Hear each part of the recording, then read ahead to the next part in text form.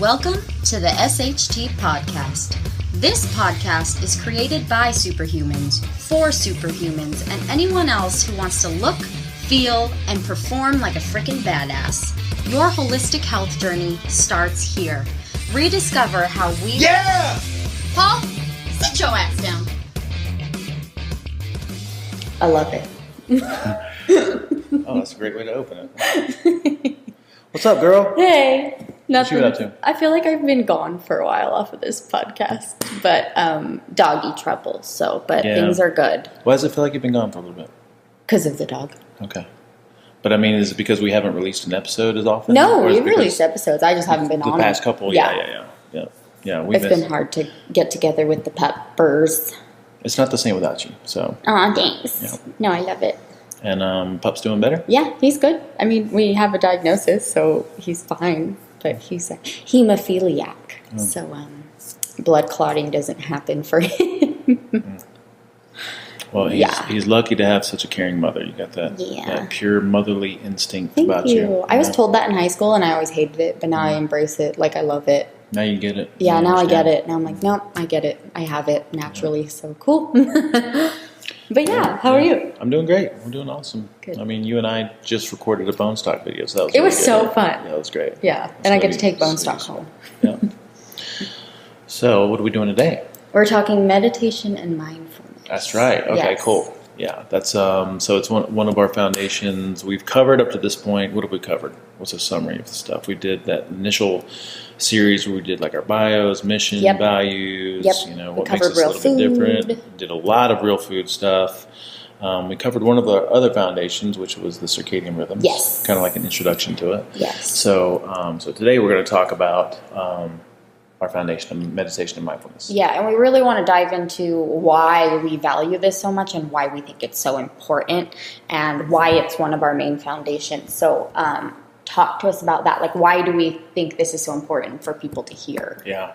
So, man, it's like, how much time do we got? 10 hours. I'm just kidding. No, people would turn this off. We've been doing really good with our length. We're usually about 30 to 45 minutes. Which is perfect for a podcast. I think anything longer is like a little too much. Yeah, I'm really proud of that. So if I had to try to boil this down, I think about this stuff a lot. And, the way that we feel when we eat real food and we get sun every day and we sleep, we feel really good. We feel really amazing.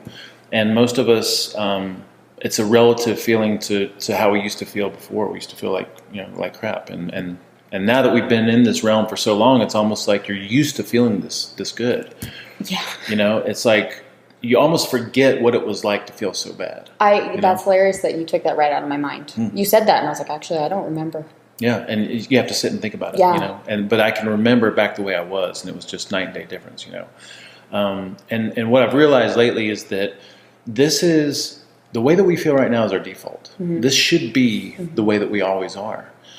It's like we're trying to get back to zero, because before we had modernization and options like we do and all these toxic, and before we had to figure this stuff out, it was like we had no choice but to eat from the earth. Right. We had no choice but to eat from, the land and to go to bed when the sun went down and to be awake when the sun was up. It was just like everything that we're trying to do right now is bringing us back to our default state. And if we just felt like this all the time, like that in and of itself would be great.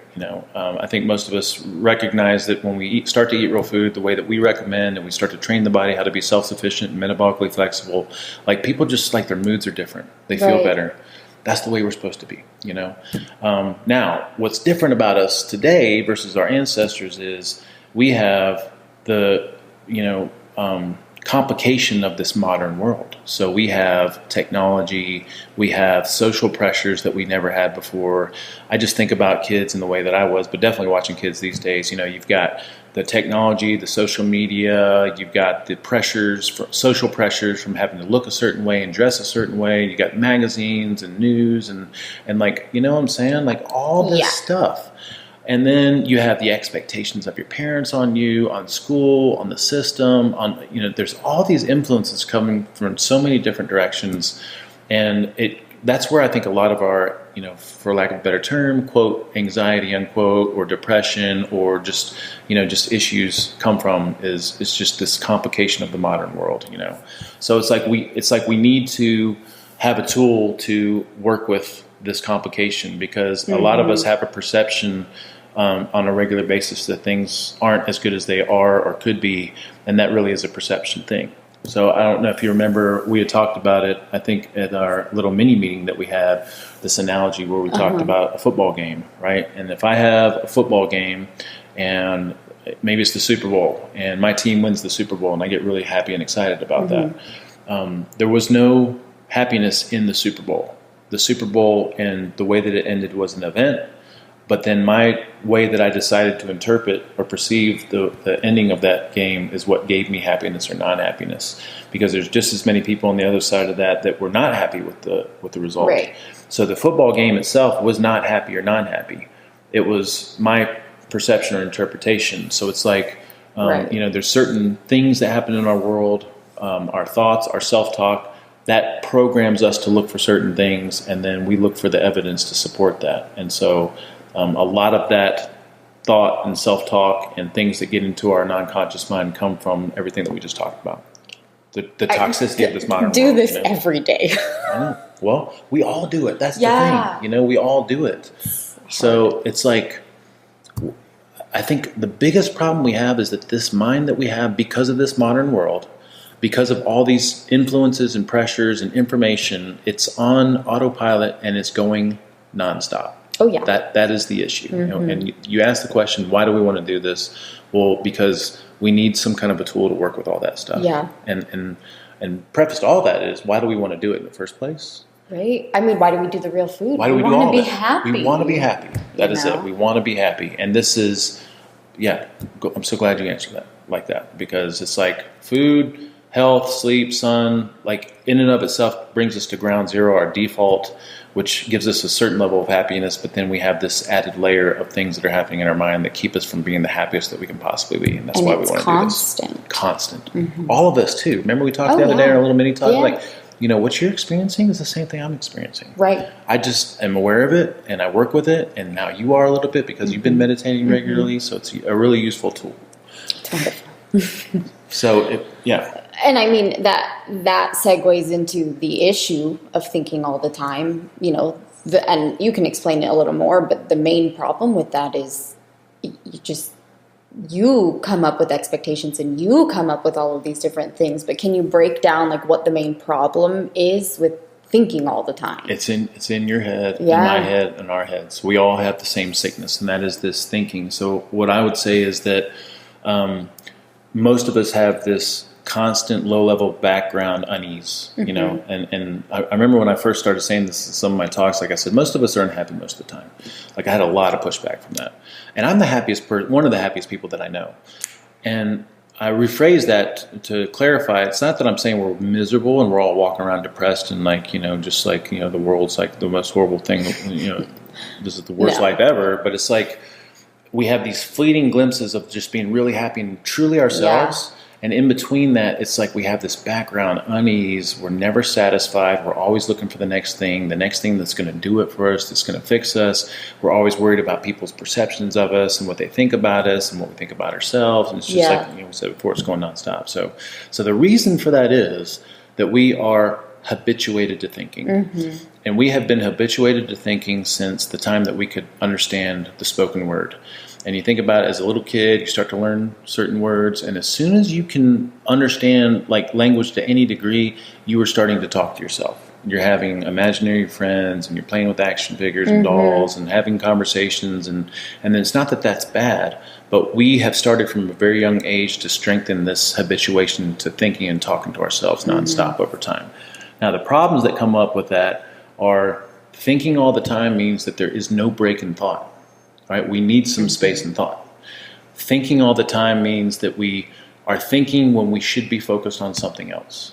And one of the greatest examples I can use is most of us, if we're talking to somebody and having a conversation, the majority of that conversation is not focused on what the person's saying, but it's really focused on what you want to say, or what they said that pissed you off, or the girl that walked behind the person that you're talking to in the background that distracted you for a moment, or something like that. But it's rarely are we really in tune. It's usually, something else is on our mind, or we're getting triggered by something they're saying or something along those lines, right? So this habituation of thinking keeps us from actually being connected with whatever's in front of us. It keeps us from enjoying what's in the present moment too, because an analogy I like to use is if I'm at the dog park with Conan, it's a beautiful evening, the sun's setting, a nice little breeze, I'm throwing the frisbee, there's all these other dogs out there, and it's just like this beautiful setting. Chances are I'm not completely enjoying that because I'm thinking about what I got to cook for dinner, Right. what time I need to get home, what I got going on tomorrow. And then most of us, I think, are very uncomfortable in space. So meaning that Right. most of us have a very difficult time just being alone, or maybe it's not even alone, maybe it's with someone else, but just being in some space with silence, with nothing else occupying us, So it's like if you came home, or not you, but the rhetorical you, if someone comes home and sits at the dining room table, I think they'd have a hard time just sitting there, not listening to music, not turning on the TV, Right. not having something else going on. It's true. Or even sitting in the presence of someone else, like I love it when we do our little group meditations because we can sit down, and it's one of the few opportunities we have that it's actually appropriate to not say anything and just sit there together. Right. But if we just sit down together without having meditation as a focus, like someone's going to feel pressure to say something. Oh, I'll say You know what I'm something. saying? Yeah. And if you don't, there's like a little uncomfortableness. Right. So that's what the problem with habituation of thinking, what it contributes to is all those different things we just mentioned. So how would you say that, implementing mindfulness and meditation can make you more happy? Okay, so first thing we got to do is get healthy first, right? So, and that's a lot of what we're all about. That's why we start with food usually before starting with anything else. I think it's easier to work on meditation and mindfulness and these types of deep concepts and this deep work once you feel better. So health is first. Go ahead. Yeah. Right, and I just wanted to say, and we've all experienced this, is we get to a place where we are healthy and happy and we're doing our, food thing, working out, but then we always have that tinge of more, and I think this is where that comes into play. Yeah, and that tinge of more, I mean, shoot, that takes on a million different varieties. Right, and this is one of them, for sure. A tinge of more might be a helpful thing in some ways because it's like helping you to strive to be better and do better. But the tinge of more can also be extremely damaging because you're never satisfied or happy with anything. Right. And that's what this will do for you. It will help you see that. It will help you see what's happening. So to get happy, we'd say health is a priority. Yes. Get that figured out first. I think it's easier to work on stuff like this when you eat real. I just can't imagine, because I remember when I first tried to get into meditation, I felt like it was something that I knew I wanted to do. Actually at the time I felt like it was, once I learned to meditate, then I'm going to be I'm going to figure myself out. I thought it was going to be the silver bullet, but I was so toxic back then. That was back when I was high blood pressure and 270 pounds. I had read probably 10 books on meditation, and I couldn't sit for more than 5 minutes without falling asleep because I was so tired all the time. Right. So health first. Then we'd say you have to cultivate a morning process, and we love our process. We'll talk a little bit about it today. And then I think it's beneficial to understand kind of like what might be considered mindfulness concepts, because I think most of us, because we're so intelligent, we do better understanding why we're doing what we're doing. And then you want to have these little tools that you use throughout the day. So once we leave our little meditation session, we've got these little tools that we can use. And so as we're going throughout our day and we notice ourselves getting distracted in conversation or just, all the infinite number of things that can happen, we have a way to work with it. So I think that would be the way to move towards happiness for sure. Yeah. We mentioned our process. So our process is, we call it priming and practice. Yes. You can call it whatever the heck you want. It's very simple. Super simple, right? Gratitude first, meditate for at least 5 minutes, and then we recommend thinking about what you want in your life, right? Gratitude, I think, is a great way to open a session simply because it changes your state. If you're kind of upset or caught up about something and you think about things you're grateful for, then it automatically puts you in a better frame of mind. It really does. Yeah. Gratitude's great. Yeah. So gratitude is a great way to lead it. You can do just a couple of minutes of gratitude. You can do a gratitude journal. You can do the 5-minute journal. We have a really good journal that we put together, some really good morning questions. Then we recommend having a formal meditation session of at least 5 minutes, working your way up to 15 or 20 minutes. And then we recommend that you end every one of those sessions with some kind of envisioning.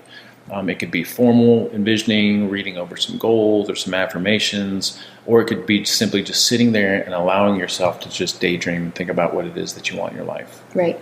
And when you do that, you're kind of programming yourself to look for those different things, throughout your day. So So, all right. So if we want to talk just a little bit about meditation, yes, we can segue into that. Okay, perfect. So, Let's do it. So in your experience, because you've worked with us for a little Yes. bit, like how would you describe meditation? I would say it's, and this is the best way to put it for those of us who are also athletes and listen to this podcast, is kind of saying you're really strengthening your mind. You know, when I think of meditation, it's like, yes, I have to sit down and really strengthen my mind in order to catch those negative thoughts or catch the overthinking or catch the angry driving that happens every day. But you still get a little bit of that? A little bit, but it's so much easier to get over it yes, now. Absolutely. Yeah, I did it this morning. That's one of the key things is, and I think we talked about that before, is like when you do this, when you embark on this kind of a practice, the goal is not to make yourself immune to those things. No, it's going to happen. That's life. Exactly. Yes. Yeah. I'm so proud of you. Thank you. Because I remember we've been trying to mess with this for a long time. It's been like 2 years. and the only thing I know to do with people is like I just got to keep nudging and right. You just got to kind of let us figure it out. Exactly. Honestly. At some point, you just like you're ready for it or something. Yes, right? you kind of hit a little brick wall. That's what I did with the real food thing. I kind of hit a brick wall, and with this one, it was the same way. And you know, I went on Amazon. I bought a gratitude journal. Every morning when I make my coffee, I sit down. I write 3 things that I'm grateful for in that journal. And I sit down in silence. I finish my coffee. And then I just like think about the day. And it just can be that simple, you know. Perfect. That is it. All right. That's exactly the outline that we just went through. All right? So, so meditation, like you said, I love the athlete analogy. It's like a mental workout. It's my favorite analogy. Now, there's a million different ways that are taught to meditate. Yes. And it reminds me of this whole food situation that we're in. You know, like we can all agree that moving away from processed food to something that's more real foodish is going to be the best thing. But then there's like, how do you do that, right? Right. And so then you have all these different opinions and methodologies about like what that is. And what I love about us is that we've taken into account all the things that work and we boil it down into this is what you need to do and this is what works for a lifetime, right? So with meditation, it's the same thing. Meditation, like we've learned from a lot of Eastern spiritual traditions, transcendental meditation. I've gone through Deepak Chopra's primordial sound meditation. There's a couple of others. I've done a couple of 2-day retreats. And what we can do is pull some consistencies from all those and figure out what is it that we need to do that works. Meditation is not visualization. So a lot of people think that they need to sit and meditate so they can think about what they want in their life or something like that. Well, we'd say, that's visualization. That's that's envisioning. the envisioning portion of it. Yep. So meditation is like you just said, it's a mental workout. It's nitty gritty sitting. You choose a focus. Within the context of that focus, you notice yourself, thinking, lost in thought. Sometimes you'll be just off in a complete daydream, soap opera or something. Having your own conversation with yourself. That's the way that it usually sneaks up. Yeah. You're usually sitting there talking to yourself, but it's hard to notice you talking to yourself because you're doing it all the time. Right. But at some point, you'll notice that you're talking to yourself. And when you notice that, you just simply make the decision to come back to your focus, whatever that chosen focus is. So it's as simple as that. Now, what we get out of that is if I'm sitting there and I have a focus of, let's say we're listening to sounds in the environment, right? I'm listening. In the listening, there's only listening. And then I start to notice myself, thinking, or just I notice myself completely gone down some kind of a fairy tale.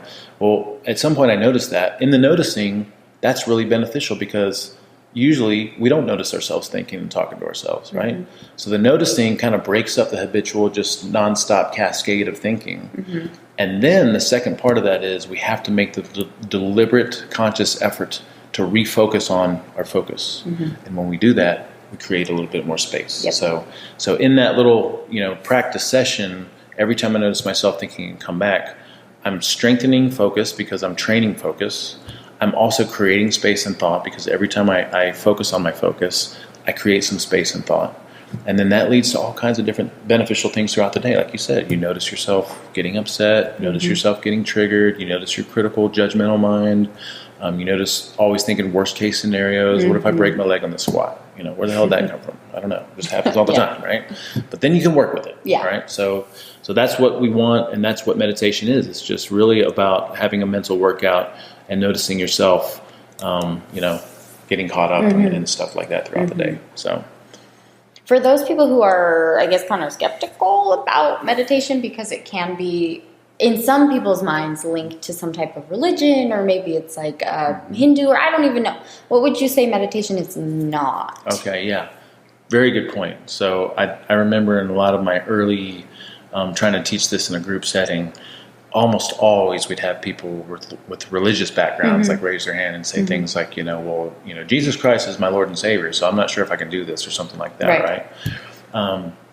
We've learned from a lot of different teachings, but what we're advocating here is, again, it's a mental workout. That is it. It's not a religion. Yeah. Like we're not, we're not worshiping Buddha. We're not. I am a Christian and I meditate. Like it's not that big of a deal because it's not religious. But hey, if you want to throw your religion in there, why not? Like during your gratitude sesh, pray. Like, Perfect. Be grateful to God or be grateful to whoever, the universe, whoever. I love that. I love that you say that because that's what I've realized. Okay, yeah.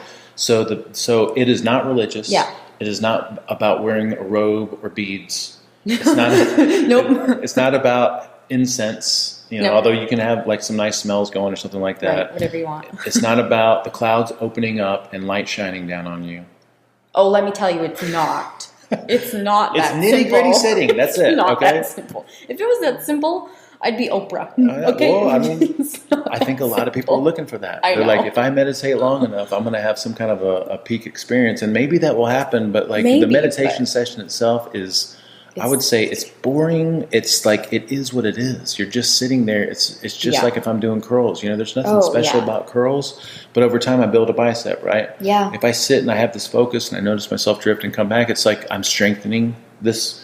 Whatever it is that you want to call it, So I'm so glad you brought that up about religion because if you are religious, if you're a Christian, if you're something else, it's going to strengthen your practice because it makes you a better person. It really does. It makes me pray every day. Like you're getting your stuff in, Yeah. And then I just want to clarify too that meditation is not a time for envisioning. So I work with a lot of people from a lot of different backgrounds, and I respect a lot of or all the different teachings and methodologies that people come from. I embrace, all kinds of different modalities, but the meditation time itself is not about visualizing anything. And visualizing is great, but if you're visualizing healing in your body, or if you're visualizing yourself on a beach and like some great scenes and some kind of therapeutic something, like that's great. That's not meditation. That's visualization. Yeah. And that's useful. Yeah. All right. Meditation is nitty gritty. You sit, you choose your focus, you notice your mind drift, you come back to your focus. Could not be more simple. Couldn't be more difficult for most people to just sit still for 5, 10, or 15 minutes. Right, and depending what generation you're from, let me tell you, it's super difficult, being in growing up with the MySpace era, then the Facebook, now the Instagram, and just everything's technology. So it is difficult, but let me tell you, it pays off. Well, and jobs and careers. Amen. And what we're trying to do, you've got your own job. Yeah. You're trying to help me. We're trying to empower the planet. We're building something from nothing, So you got social stuff, social media, job pressures. It's like, it's a lot. It is a and lot. This helps it is tremendously. So. One other thing I wanted to bring up too, because you brought up the religion, yes. just to make this a little bit more palatable for those people. Like you said, gratitude is synonymous with prayer. Oh, right? for sure. Thank you God, thank you Lord for my, whatever. Yeah. Meditation is meditation. It's a little mental workout, right? After that, envisioning, you could also consider asking. Oh, for sure. Prayer. Yeah. So that might make it a little bit more easy for a lot of people to, consume it. So, yeah, I know. Yeah. It takes a little getting used to, but we'll get there. What would you say the 4 best ways to meditate are? Okay. So what we teach is, and again, we've taken this from a lot of spiritual traditions and just like tinkering with it for years now. We're trying to cultivate present moment awareness, right? So we recommend I recommend experimenting with your eyes open, although you can do it with your eyes closed. But what we want to do is cultivate some kind of present moment awareness. So I think the best focuses are going to be listening to sounds in your environment, which means that you're just sitting and you're listening to what you have access to. I like to be outdoors because you have traffic, you have wind, you have birds. You may have other noises which you may consider distracting, but we would say just any kind of noise is great, Right. But if you're inside, like right now, what can we hear?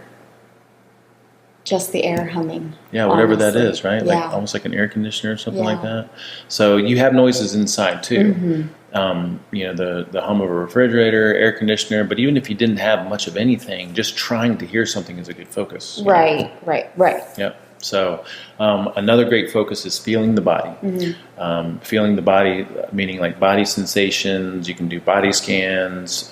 If you're sitting outside, you can feel the warmth of the sun on your skin, the breeze on your skin. You can feel the pressure of the ground that you're sitting on. We usually like to do a body scan in combination with, feeling different parts of the body and then just kind of freestyling it. But we get this concept from Eckhart Tolle and his book, The Power of Now, and then his follow-up to that, which was Practicing the Power of Now. It's really great. We also like focusing on the breath. So breath means just simply connecting with your breath, following your breath, or honing in on different sensations around the nostrils or the stomach moving in and out. And we feel like those three focuses are very traditional. They're very present moment based, and they are great to cultivate the skill that we're looking to cultivate. Some traditions, like transcendental meditation, Deepaks, even some Tibetan traditions will use a mantra. And so a mantra is simply just repeating a word to yourself over and over. Ideally, it doesn't have much meaning. Deepak's famous one is Soham. Like Soham may have some kind of meaning in Ayurveda, but as far as we can tell, it's like it doesn't have much meaning at all. Right. But I think that's speaking to yourself a little bit, whereas we just like to focus in on present moment sounds, feelings, breath, or something like that. So that would be the focuses,